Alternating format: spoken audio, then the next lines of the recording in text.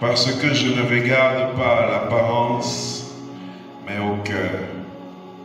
Nul n'est caché devant ma face. Quoi que vous fassiez, vous le faites devant ma face. Repentez-vous, humiliez-vous et revenez à moi de tout votre cœur. C'est une parole que le Seigneur adresse à son peuple, que le Seigneur adresse à chacun d'entre nous. Et je voudrais t'inviter à rentrer au-dedans de toi, à t'examiner devant le Seigneur. Qu'est-ce que tu es en train de faire qui te plaît à Dieu? Quelque chose que tu fais en répétition, que tu fais depuis, que tu fais longtemps et pour lequel tu es attaché, et dont l'Esprit de Dieu te rappelle, et pour laquelle tu es en train de lutter, et au fond de ton cœur tu crois que Dieu a oublié, Dieu laisse faire, Dieu ne tient plus compte, mais le Saint-Esprit de Dieu te le rappelle à l'instant où je suis en train de parler. Le Seigneur a besoin que tu reviennes à lui. Tu te crois peut-être caché devant les hommes. Peut-être les hommes ne le connaissent pas. Peut-être les hommes ne sont pas au courant, mais Dieu te voit. Et ce matin, il dit, tu es devant moi quand tu le fais. Mes yeux te voient, c'est en face de moi que tu fais ces choses, que tu pratiques cela. Humiliez-vous et revenez de tout votre cœur. Si ton cœur n'est pas prêt à revenir à Dieu de tout entièrement, ce ne sera pas utile pour toi de faire cette prière. Mais si tu veux revenir à Dieu de tout ton cœur, c'est l'occasion de te repentir. Nous allons donner quelques minutes à ceux qui se sentent touchés de revenir vers le Seigneur, de crier à Dieu, d'implorer sa compassion. Tu peux élever ta voix volontairement devant le Seigneur. Ensemble, nous prions le Seigneur. Dieu fidèle, tu connais nos cœurs. Une créature n'est cachée devant toi. Ce matin, tu nous l'as dit. Tu ne mens pas dans ta parole. Tu ne mens pas dans ce message. Seigneur Dieu, tu es le Dieu de mon salut. Tu es le Dieu de mon appel. Je reviens à toi ce matin, Seigneur. Oh Dieu, je donne mon cœur à toi, éternel. Ma repentance, Seigneur. C'est pour tout ce que j'ai fait, Seigneur Jésus, qui ne donne pas. Oh Dieu, fais grâce.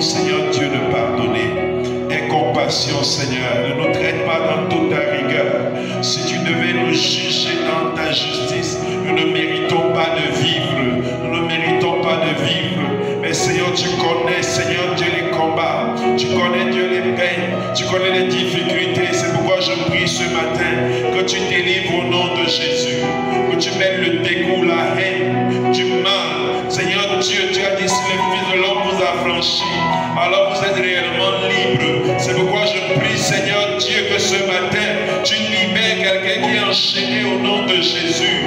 Quelqu'un qui est, oh Dieu, tombe à routine, tombe sans cesse. Seigneur, je prie, toi le Dieu qui relève, que tu relèves au nom de Jésus. Père, tu es le Dieu qui a dit que nous devons venir plaider. Tu dis, venez plaider. Si vos péchés sont noirs comme le cramoisi, tu les rendras plus blancs que la neige. Seigneur Dieu, nous ne pouvons pas nous présenter blancs devant toi. Il y en nous le péché, Seigneur. Mais tu es mort pour que ce péché soit détruit. C'est pourquoi je prie de délivrer tes enfants. Ce matin encore, Seigneur, affranchi. Donne-nous, Seigneur, d'être une maison spirituelle. Oh Dieu, que de nos cœurs, de nos vies, de nos membres s'éloigne le mal, le péché au nom de Jésus. Ce matin est un jour de délivrance pour ton peuple. Seigneur, accomplis la délivrance. Seigneur, accomplis la délivrance. Seigneur Dieu, sauve. Sauve, Seigneur. Sauve, Seigneur. Nous avons besoin de ton bras qui secoue. Nous avons besoin de ton bras qui secoue. Ce matin, ôte le mal. Ôte le péché, Seigneur. Affranchis. Oh Dieu, et que le diable arrête de nous accuser devant ta face. Que le diable arrête de nous accuser devant ta face. Ce matin, libère, Seigneur. Libère. Oh Dieu, affranchis. Efface la faute, Seigneur. Seigneur Dieu, éloigne nos iniquités de toi, Seigneur. Au nom de Jésus. Amen. Alléluia. Nous pouvons nous asseoir.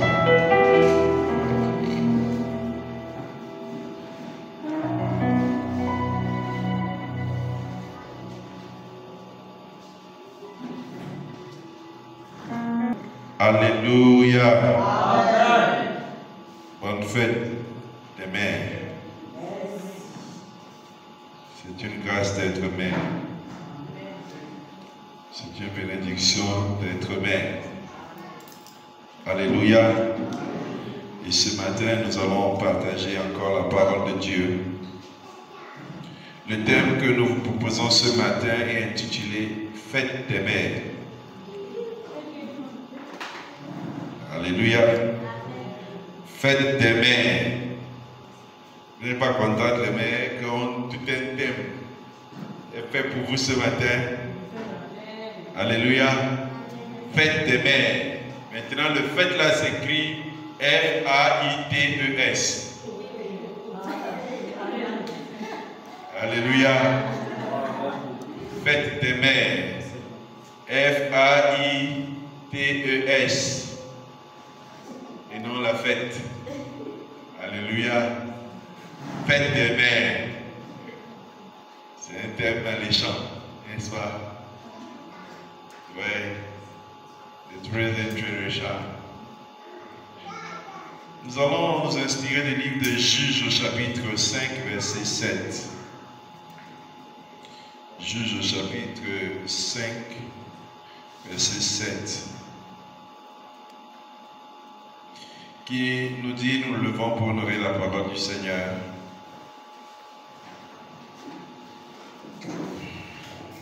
Les chefs étaient sans force en Israël, sans force. Quand je me suis levé, moi, Déborah, quand je me suis levé comme une mère en Israël. Alléluia. Nous pouvons nous asseoir. La Bible nous dit dans ce texte que les chefs au milieu du peuple de Dieu étaient sans force. Vous savez, dans la vie, il arrive des situations qui vous mettent KO. Des nouvelles qui arrivent et tombent. Même en tant qu'un homme fort, vous êtes dépassé. Vous perdez votre force, vous perdez votre croyance, vous perdez vos limites. Vous ne savez quoi faire. Et au milieu du peuple de Dieu, il était arrivé qu'il n'y avait plus d'hommes qui avaient la force face à la situation qui prévalait. Ils étaient tous désemparés, ils étaient tous découragés. Ils étaient tous dépassés par la situation. La Bible dit que les chefs étaient sans force. Sans force, la Bible le répète. La répétition là, c'est pour dire que ce n'était pas une tournure de langage, on ne s'est pas trompé. Il était vraiment sans force. Parce qu'il arrive aussi que les hommes n'aient pas de force. Alléluia. Et quand un homme perd la force, on ne va pas se tourner vers la dame pour attendre qu'elle fasse quelque chose. C'est pour ça que c'est difficile d'être chef. Parce que généralement, vous êtes le dernier recours. Quand on ne peut plus, on espère en vous. Il arrive que en cette période, Israël, les chefs eux-mêmes, étaient sans force. Et elle décrit la situation en disant, quand elle s'est levée, ils étaient sans force. Déborah s'est levée. Je me suis levé. Et comment Déborah s'est levée? Comme une mère. Alléluia. Elle était juge en Israël. Elle était une femme qui avait une certaine position, mais elle dit qu'elle s'est levée cette fois-là comme une mère. Et notre thème c'est Fête des mères. Alléluia.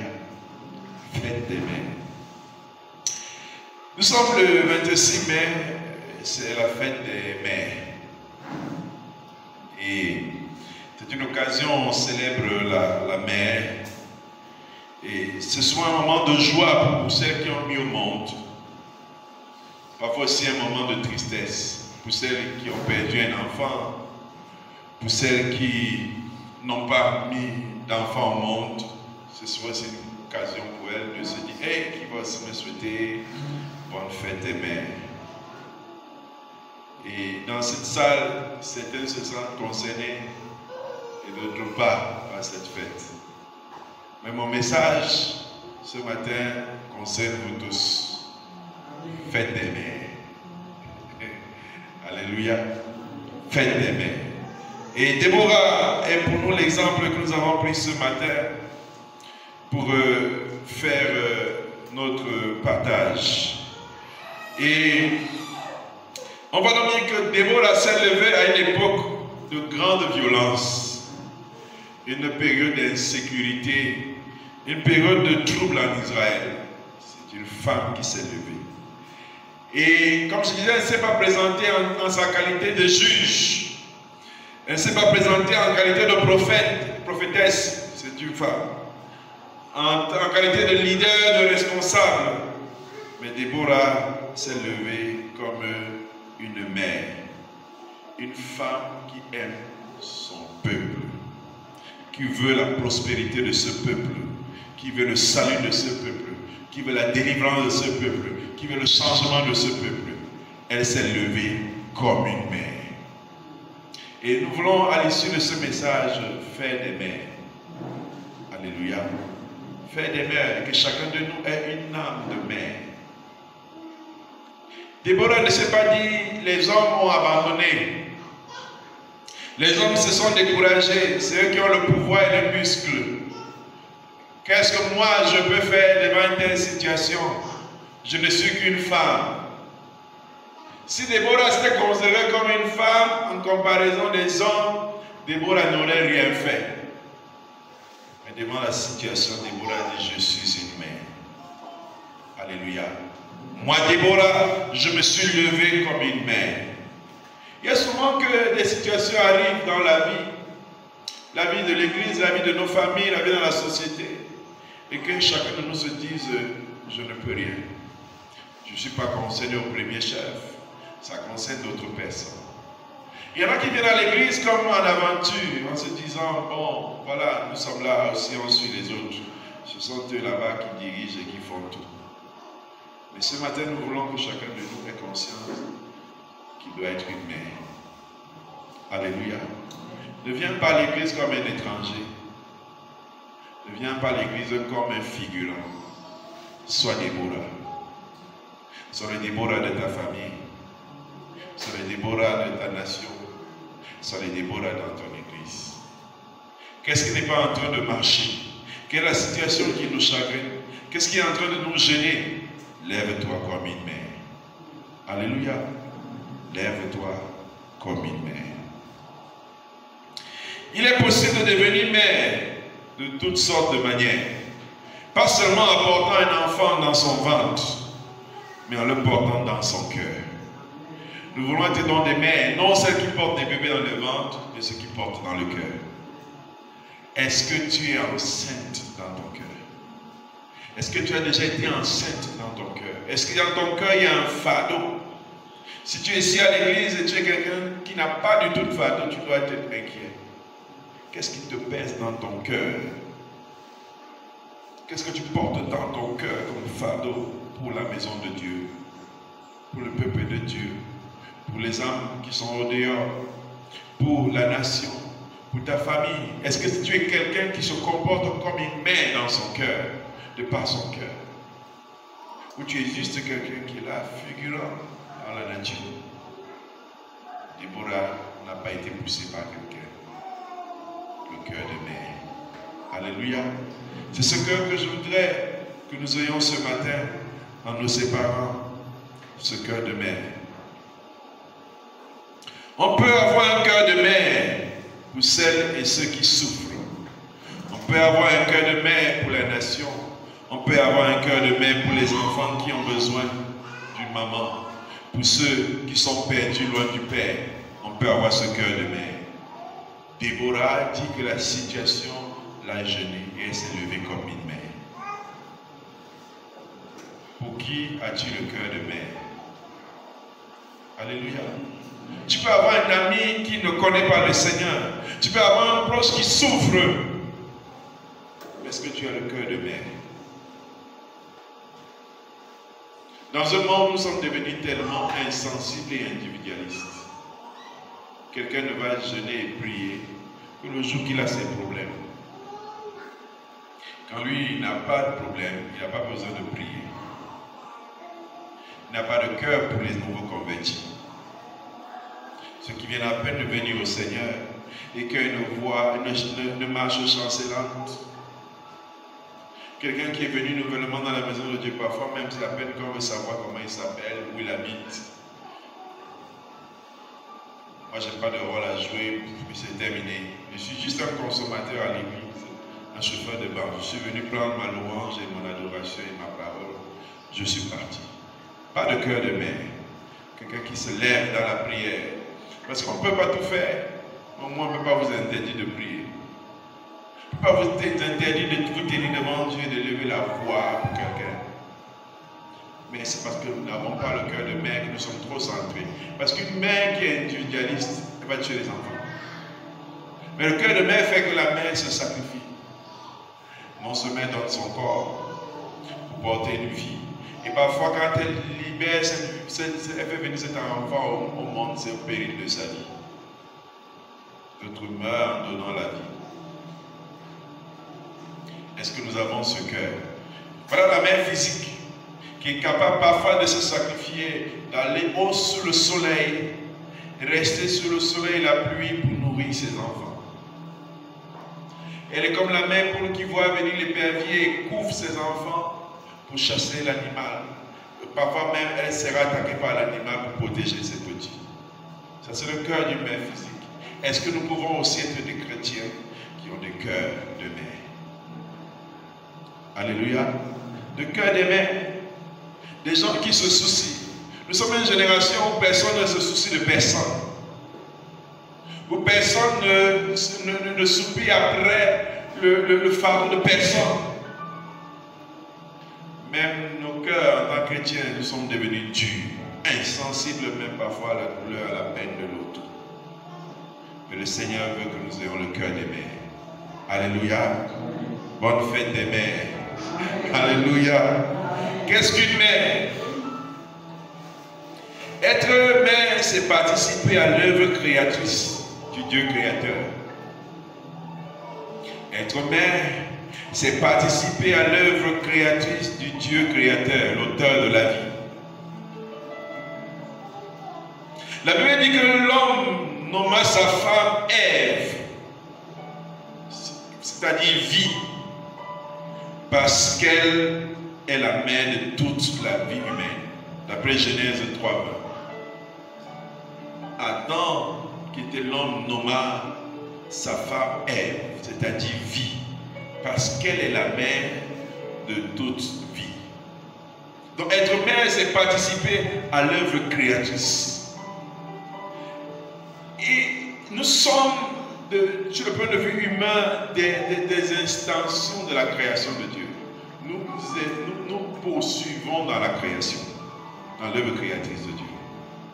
Dieu avait pour projet de remplir les hommes sur la terre. Et en chaque femme, il a mis le désir de procréer. C'est un désir que nous pensons venir de nous, mais c'est Dieu qui l'a mis en nous, le désir de voir naître en nous. Et pourtant, ça nous coûte souvent de la vie. Ça nous fait perdre la vie. Mais une femme est capable de ne pas manger parce qu'elle ne met pas au monde. Parce que c'est un désir que Dieu a mis en nous pour étendre sa création. Mais le cœur de mère que nous voulons ce matin, c'est que Dieu nous donne le même désir de voir les âmes sauvées. L'œuvre créatrice du Seigneur.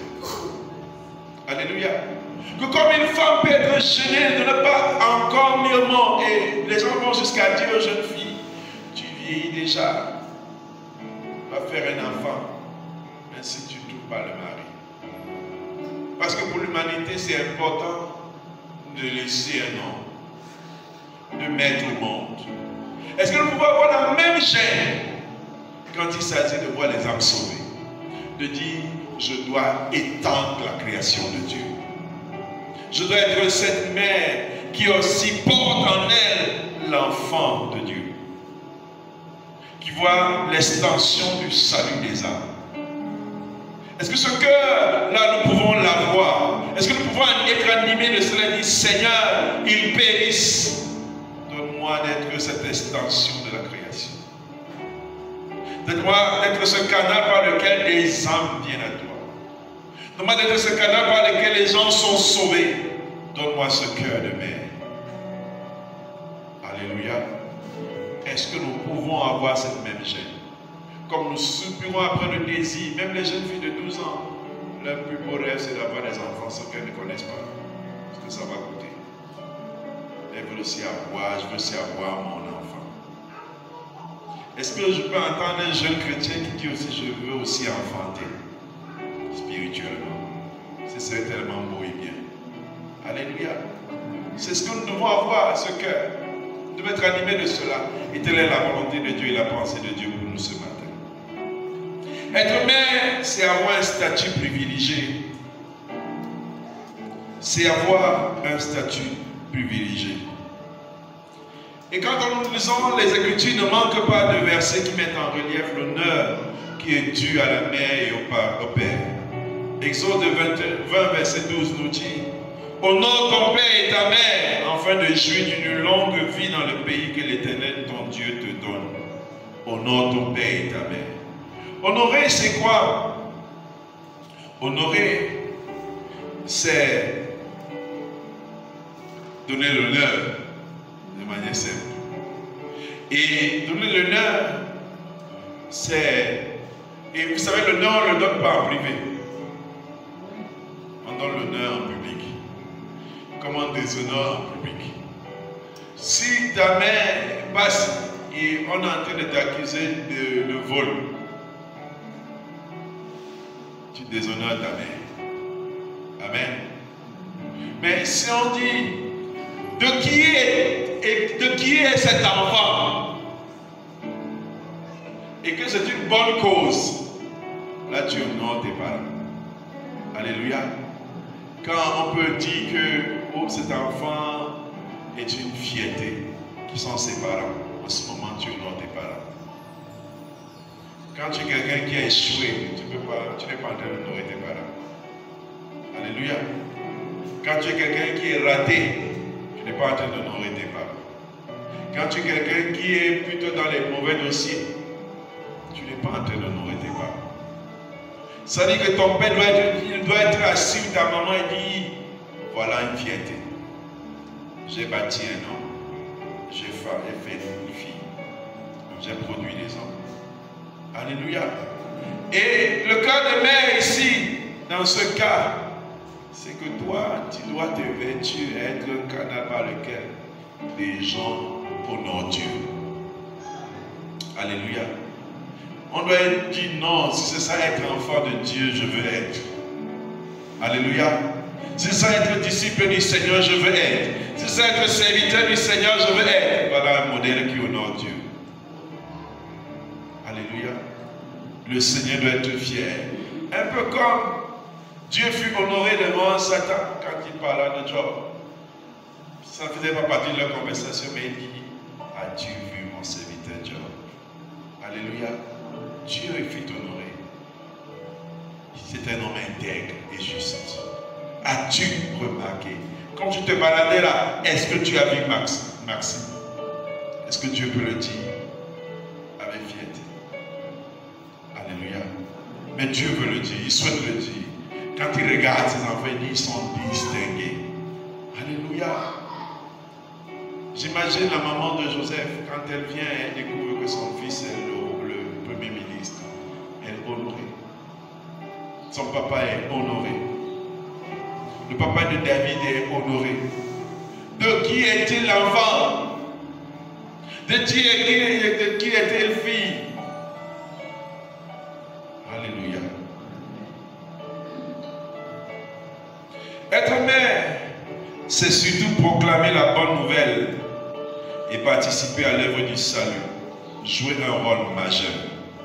Je me reprends. Être mère, c'est surtout proclamer la bonne nouvelle et participer à l'œuvre du salut. Jouer un rôle majeur.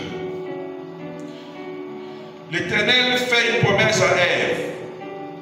Il lui dit, parmi ses descendants, il suscitera un libérateur qui brisera l'œuvre satanique et sauvera femmes et hommes de leur péché.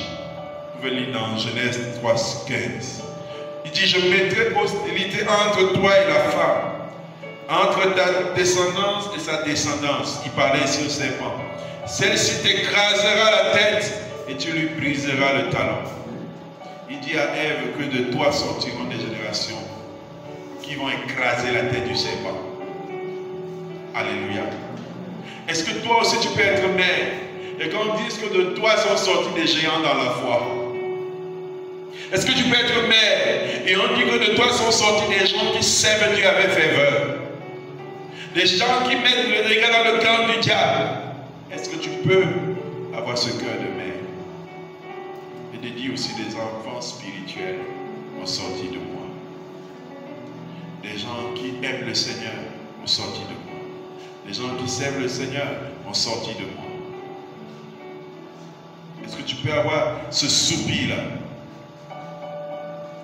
de voir des gens sortis de toi, des gens qui servent Dieu?